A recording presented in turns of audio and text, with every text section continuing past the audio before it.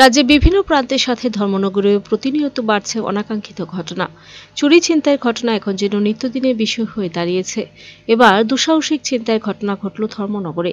ঘটনা বিবরণে জানা যায়, বুধবার সন্ধ্যা রাতে রুনু চৌধুরী নামে এক মহিলা ধর্মনগর মহকুমা শাসকের অফিস থেকে কাজ শেষে নিজ কোয়ার্টারে ফিরছিলেন।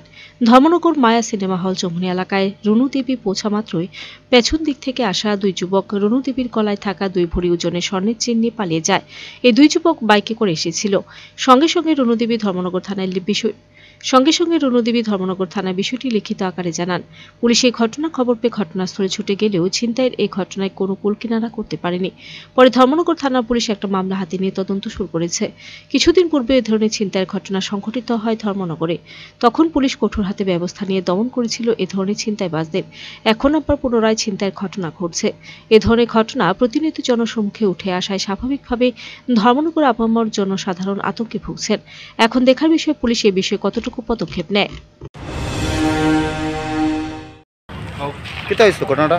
ঘটনা হয়েছে আমি অফিস থেকে আইতে সময়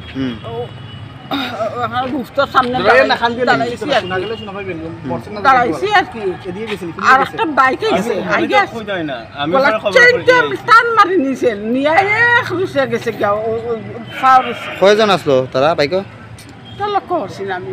আচ্ছা, আপনার নাম কি? কোন অফিসে চাকরি করেন আপনি?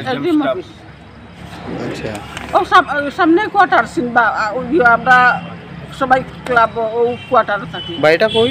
ওইটা Madanpara SDM staff quarter. Video report search India TNL।